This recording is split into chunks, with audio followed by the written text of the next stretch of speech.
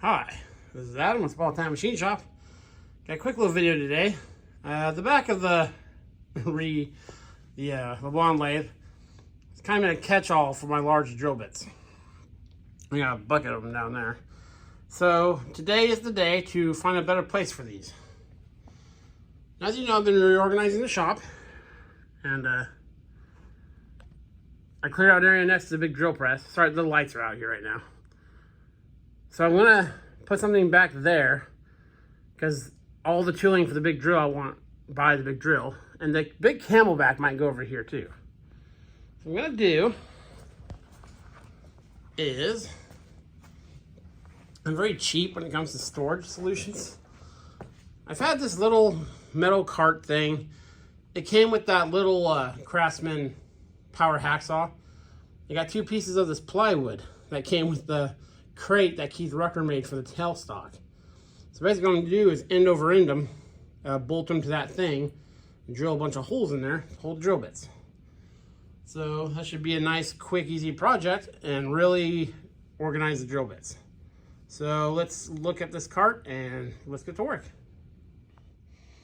Okay, so like I said, this little cart's been bebopping around the shop for over a year now. This is what that small power hacksaw that's mounted on my workbench was on.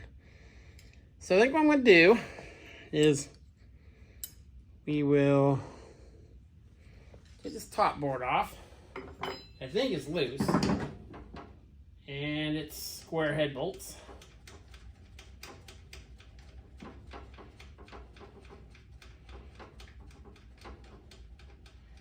And then we'll take that motor off. I briefly thought about leaving the motor on just for like counterbalance, but it's going to be propped against the corner and there's going to be plenty of weight.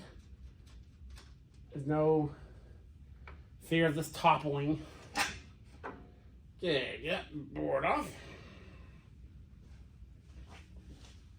You over here. And we'll buzz this guy off. Maybe take these two cross supports out. We'll still have plenty. This is pretty thick. And again, in the scope of weight, what we're putting on here isn't very much weight, you know. And then I got two nice sheets of 1/2-inch plywood. Keith Rucker really knows how to make a shipping crate. That crate tailstock came in was amazing. I harvested all the screws and stuff I could from it. So let me get that motor out of there. Cut this little guy off, and then we'll do some layout and see how we're looking as far as number of drill bits. So what we're gonna do, get everything cleaned out of there, is both sides are gonna be cantilevered off the edge. Now this frame isn't real square because it was shop made by someone. So our boards are 25 inches. Oh, double check. Yep, 25 inches. So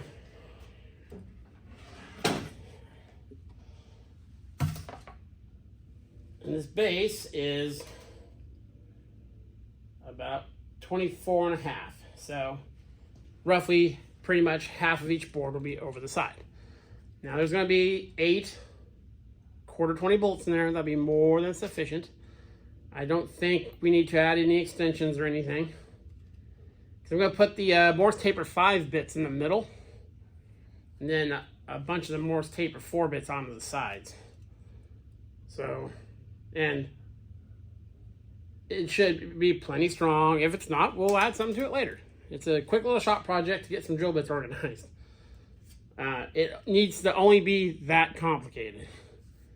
So I've got the old Milwaukee hole shooter there. We'll lower this down and I'll start securing boards, and I'll bring you back when we do the layout for the hole pattern.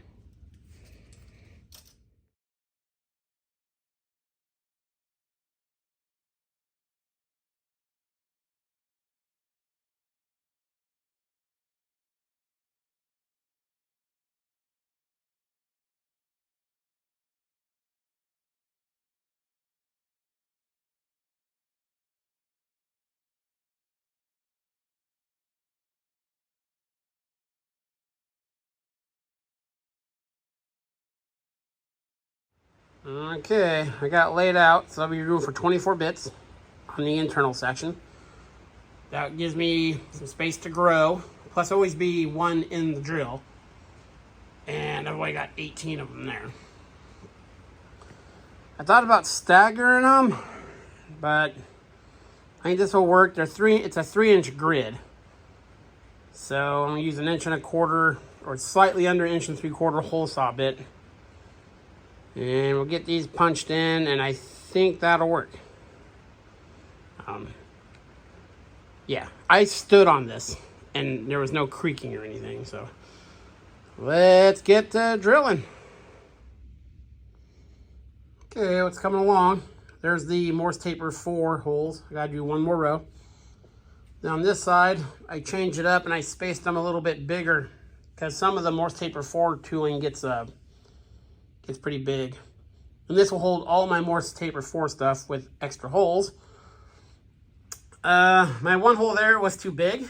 It'll be fine for the Morse Taper 5 drills where the drill bit's bigger than the taper. But I need to run to the store and get a different hole saw bit. But we'll see how far we get today. I'll bring you back. Okay, well, that's going to end it for today. I need to go get a hole saw bit to finish the big ones. But I was able to get all of my, except for I have some more sleeves and stuff floating around. All my Morse Taper 4 stuff. A couple of big chucks, 1-inch chuck, 3/4 inch sleeves. I have the big 2.5 inch drill bit in the middle. So yeah, I just need to go do that tomorrow. This will be done, and then clean out that a little bit. Then I have a little cubby hole, which what I'll probably do is for when I'm using the normal drill chucks with this, the big drill, keep a normal drill index down there just for this. And probably a left-hand drill bit index too for broken bolt removal and such. And those two drill indexes will stay with this machine. They'll be for this machine. So yeah, very, very cool. I'm going to keep the two Morse Taper 2 stuff over where it is because it's close to the two drills, and that's what their taper is and their spindles. So really the Morse Taper 3 stuff's only oddball stuff. So we'll see. I might just get a whole bunch of sleeves. I don't know. But yeah, this came out good for being 100% free. And it took me, about an hour and a half to make. Yeah, it's not the prettiest thing, but it's 100% functional.